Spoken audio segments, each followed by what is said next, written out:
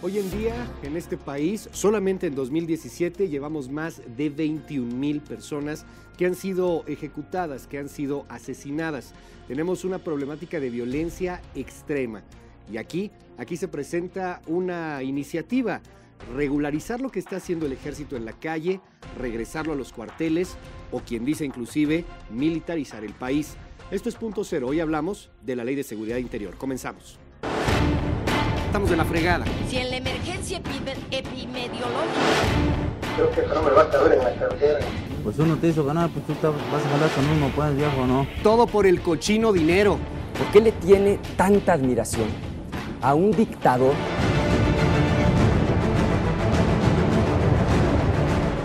Hace falta un marco jurídico adecuado que regule la actuación de soldados, pilotos y marinos en tareas de seguridad pública.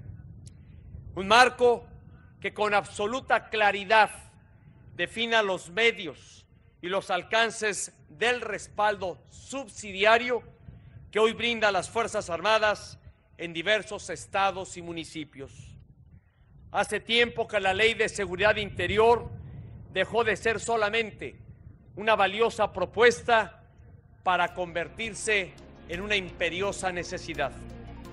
Una imperiosa necesidad. Desde hace más de 10 años las Fuerzas Armadas están combatiendo al crimen organizado, están en la calle y bueno, no tienen un marco regulatorio. Eso, dicen algunos, les permite hacer muchas cosas, pero otros señalan que con esta iniciativa, la famosa Ley de Seguridad Interior, lo que se está haciendo es dotar de mucho poder a las Fuerzas Armadas y, peor aún, hacer que los gobernadores y las policías civiles pues sigan durmiendo casi que el sueño de los justos. Hoy, aquí en Punto Cero, platicamos con la senadora Angélica de la Peña del Partido de la Revolución Democrática al respecto del tema. Angélica, gracias por venir a Punto Cero. Muchas gracias por la invitación, Luis. Oye, a ver, cuéntanos, ¿esta es una ley de militarización o estamos hablando de una regulación? ¿Ante qué estamos, Angélica? Bueno, estamos ante una circunstancia compleja porque resulta que México está sobreviviendo a una situación de inseguridad muy grave. Okay. Ese es un contexto que hay que señalar con mucha puntualidad, Ajá. porque de ese contexto se supone que surgen iniciativas para resolver el problema de inseguridad. Y la iniciativa más importante de parte del Ejecutivo es precisamente la Ley de Seguridad Interior. Okay. No es la Ley de Seguridad Pública. No es analizar si es suficiente los recursos presupuestales del presupuesto de egresos de la Federación para apoyar al ámbito federal para tener más policía federal o apoyar a las entidades federativas para que tengan las corporaciones policíacas que ocupan a nivel de los estados o apoyar a las policías municipales, donde la mayoría de los municipios de este país están viviendo un desastre. Entonces, la seguridad interior, que es un concepto en debate, está en la Constitución, hay que buscar siempre la interpretación de lo que significa la seguridad interior, pero esta ley, particularmente esta ley... Qué bueno que tocas el punto así para irnos por partes, o sea, tienes ley de seguridad nacional, digamos, o seguridad pública. Tienes ya una ley de seguridad nacional. Ajá, y luego hay otra que es la ley de seguridad interior, o sea, hay una diferencia entre una y otra. Bueno, el concepto, o sea, seguridad pública es una cosa, seguridad interior es otra. Se supone que sí, se supone que la seguridad interior tiene que ver con lo que pasa dentro del país, las circunstancias propiamente adentro del país, y en el caso de la seguridad nacional tiene un contexto incluso de defensa de la soberanía. O sea, ante potencias extranjeras, guerras, es donde espías, tú pones, esas cosas. Exactamente, tú circunscribes una función que tiene una connotación más de resguardo a tu soberanía, de interés superior de la nación, de coordinación de todos los entes para la protección del Estado. Hacemos una pausa y seguimos con más, platicamos sobre la Ley de Seguridad Interior. Seguimos.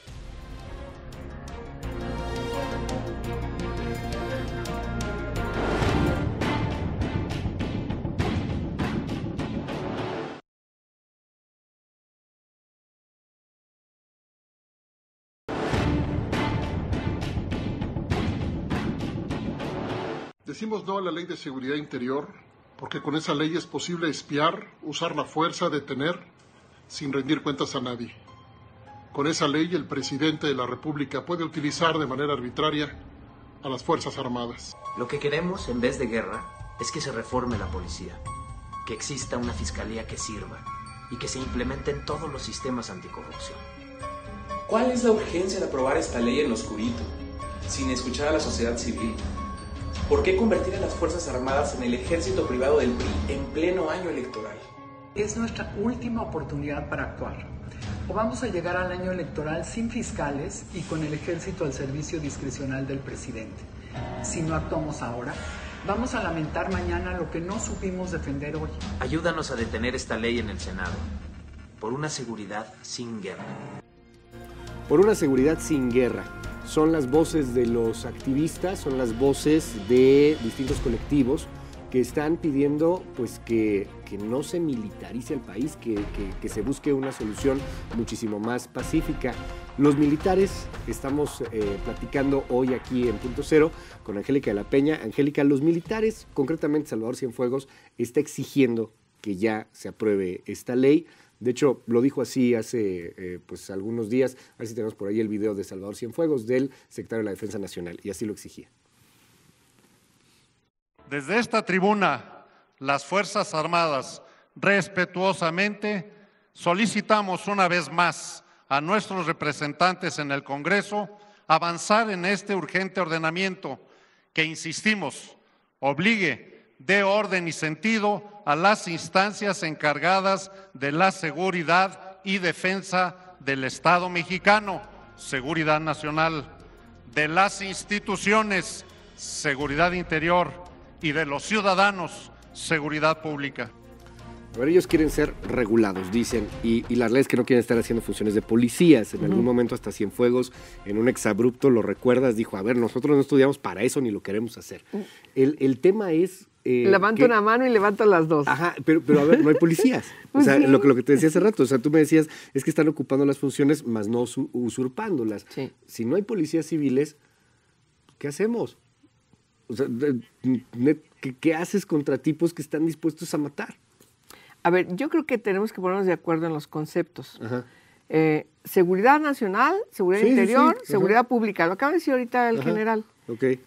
Algún senador promotor de esta iniciativa dice que no es una ley de seguridad pública, que ni siquiera es el tema. A algún militar le he escuchado también que dice lo mismo, ¿sí? No tiene que ver con la seguridad pública, es un asunto de seguridad interior. Okay. A ver, me parece que sí estamos entonces frente a un debate. ¿Qué tipo de ley es lo que nos piden las Fuerzas Armadas? Que yo estoy totalmente de acuerdo que hay que atender su reclamo, que por cierto no es uno, son varios reclamos. Y por supuesto también, de manera preponderante, diría yo, atender la bronca que tenemos de inseguridad en el país. Y lo urgente, el problema de fondo es la seguridad pública. Ese es el asunto de fondo y el problema que tenemos que atender de inseguridad pública que tenemos en el país. Pero de 10 años, de menos 10 años llevamos haciéndonos guajes con la policía civil. No hemos construido fuerzas en la policía civil, en las policías estatales. Pienso en Estados Unidos, no sé si es el mejor o peor ejemplo, pero Estados Unidos tiene una cantidad enorme de policías. Luego tienes SWATs y elementos de inteligencia en las alcaldías, en los condados allá, y ahí están todos preparados, policías civiles, y bueno, no se pensaría utilizar la Marina para eso, hay una guardia civil, etcétera. O sea, están muy definidas y aquí estamos literal en pañales, o sea, al grado de que hay estados que no tienen ni policía.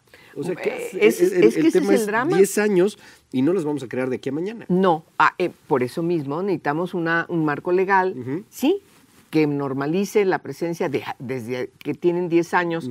Por cierto, hay que ratificar, la bronca de inseguridad no ha cambiado con ellos en las calles. No. Incluso todos los datos señalan que este año, después de 20 años, ha sido el que más homicidios dolosos ha tenido. Sí, es el año más violento. Aunque yo ahí te preguntaría, Angélica, y sin afán de hacer ni defensa ni crítica de nadie, digo, lo hacemos a veces, pero no es el caso en este momento.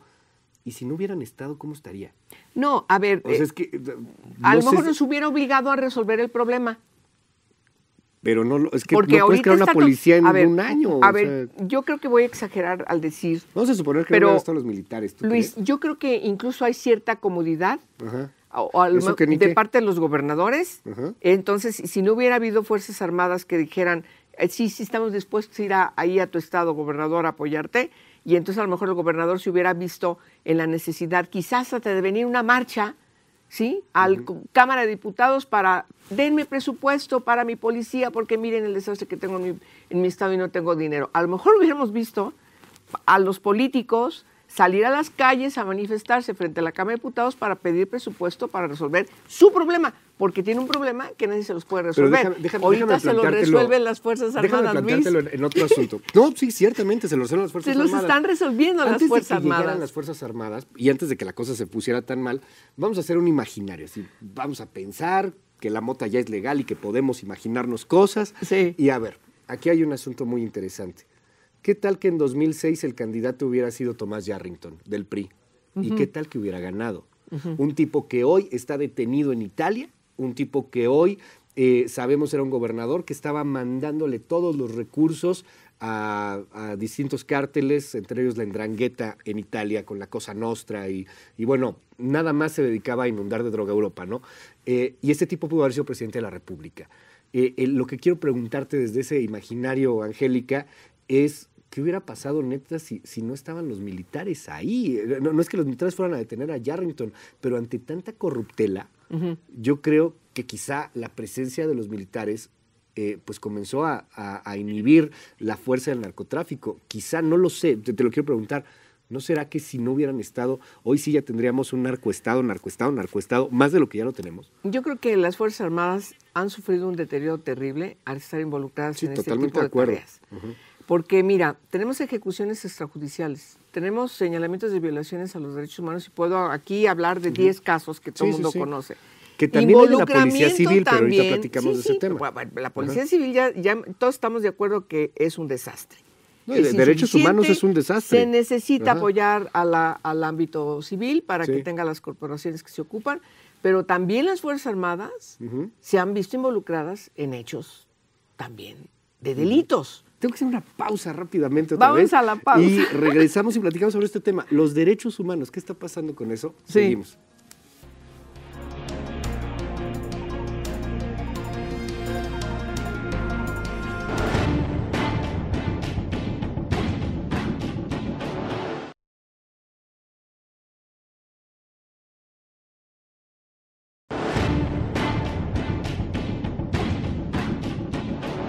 Pues debería seguir en las calles, dado que, bueno, a lo mejor y la misma policía, en cuestión de suficiencia o capacidad, algunas veces y en algunos lugares pues se ve muy rebasada.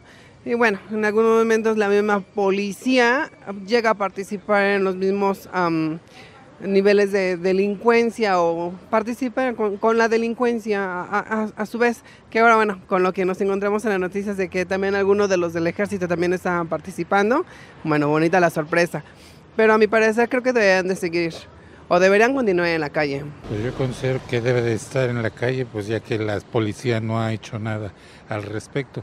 Yo creo que debe regresar a sus cuarteles, ¿no? La seguridad en la ciudad o en las calles debe ser proveída por la policía y por las autoridades locales, ¿no? Continúa en las calles para la seguridad de la ciudadanía. No, debe regresar a los cuarteles. Pues porque su actividad no exactamente es estar cuidando a la ciudadanía, más bien es otras actividades, más bien otro departamento, otras personas como las policías, los judiciales, deben ser mejores preparados para cuidar a toda la ciudadanía. Pues yo digo que en las calles, ¿no? Pues porque hay mucha inseguridad. Sí, pues sí, haría falta. Dividida la opinión de la gente, ¿debe el ejército estar en la calle o no debe de estar en la calle? Nos decías antes de la pausa que hay violaciones a los derechos humanos que se han registrado por el ejército, aunque también te decía, bueno, también ha pasado por la policía civil, y creo que sí hay una crisis de derechos humanos gravísima. Yo creo que tocas un tema muy importante, Luis. ¿Las personas van a actuar por sí mismas de manera debida? No. No hay nada que te garantice eso. Yo puedo decir, yo voy a ser una buena persona. y yo siempre voy a ser buena persona. ¿Es suficiente eso? A lo mejor yo creo que lo que estoy haciendo es bueno, pero resulta que a lo mejor estoy cometiendo una falta.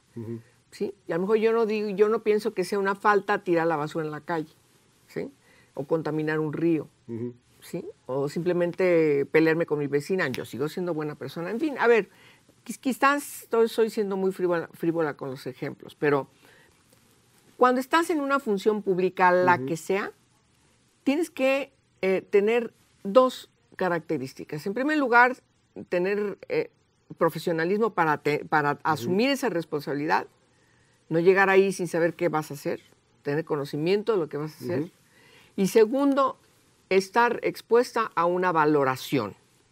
Esa valoración pasa por una evaluación de lo que haces, pasa porque te obligas a rendir cuentas de lo que haces, puesto que estás asumiendo una responsabilidad pública, y también a dirimir cuando se te señale que no estás haciéndolo bien. ¿Sí? Bueno, sea ejército, sea marina, sea policía federal, sea policía municipal o policía estatal o senadora de la República, somos funcionarios públicos y tenemos que, porque se nos paga con el erario público, tenemos por lo tanto que rendir cuentas y tener controles. El problema de las policías en México es que no tienen controles. Eso que inventó Calderón no sirve para nada. Protocolos. Claro, no sirve para nada. Pero de aquí entramos a otro tema que es fundamental, y es la ley de uso de fuerza. Bueno, a ver, ¿hasta qué punto se puede o no se puede hacer ciertas cosas? Uno, decidimos meter al ejército a este tema, va a ser políticamente incorrecto, y no soy fascista, me cae que no soy fascista porque te van a empezar a decir que soy un fascista, pero a veces tenemos por ahí una imagen de aquella mujer que estaba siendo interrogada por el ejército mexicano hace tiempo, ¿te acuerdas? Sí. Esta imagen la horrible, por ahí. Que la tenía en cama. Horrible, sí. Sí. Voy a ser políticamente incorrecto, Angélica, y ya sabes por dónde voy a ir. Sí. Pero, a ver, no era Santa Teresa de Calcuta. No. Y voy a ir todavía más allá. No estoy defendiendo al ejército de nada, solamente estoy poniendo un ejemplo que pasa a nivel internacional. En los Estados Unidos, que es espantoso, pero después del 9/11, cuando se aplica esta ley patriota, hay elementos de tortura por investigación por parte de las fuerzas federales norteamericanas, legalmente hablando. O sea, de hecho, el gran debate, y Trump lo puso en su momento en el tema, era regresar a este tipo de elementos de tortura para obtener información de seguridad nacional. No estoy defendiendo lo que hicieron las Fuerzas Armadas, pero también creo que el otro lado porque estás violentando la ley. Aquí en México hay una ley contra la tortura. Perdón. Sí, pero Angélica, a lo que voy... hemos aprobado tratados internacionales contra la tortura. Lo que yo voy con este tema, que la imagen es que ahí ves una víctima, la señora tenía vinculación de secuestro, no estoy diciendo que esté bien o que esté mal, lo único que estoy diciendo es que donde hay una ley de uso de fuerza, cuando tú llegas a un enfrentamiento, te están aventando balazos con una barra. Hay que hacer la ley del uso legítimo de la fuerza pública. Estoy totalmente de acuerdo contigo. ¿Hasta dónde juega uno u otro? Porque ahí es en donde, y te lo dice la gente, tú lo conoces mejor que yo, la gente en Tamaulipas, en Nuevo León, etcétera. Mucha gente dice, los de derechos humanos solo defienden delincuentes. A ver, los marinos que acaban de secuestrar... Están detenidos todos. Ah, ok.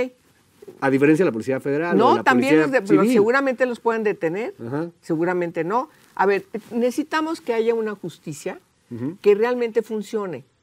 O sea, estamos hablando en esta conversación, Luis, que es a todo dar, pero están saliendo un montón de temas importantísimos y todos estamos en falta. La ley del uso legítimo de la fuerza pública es una falta. Necesitamos hacerla. La ley de seguridad pública, donde se define el modelo de policía que ocupamos el país. A ver, no que ocupe el país, porque eso es así. Lo que ocupa la gente de carne y hueso que están en las entrevistas que tú acabas de poner. A ver, eso de que regresen a sus cuarteles los militares a dormirse, no. A ver, eso no es lo que queremos decir. Lo que queremos decir es que los militares tienen que hacer las cosas para las que están adiestrados, y hay cosas muy importantes que hacen. Viene un desastre natural, ¿quiénes son los que salen? Ellos, ¿sí? Lo que no queremos es que sigan haciendo tareas de policías, porque no están formados para eso. Hacemos una pausa y narcotráfico. cerramos con eso. Y prometo callarme, ya te dices. Seguimos, esto es Punto Cero.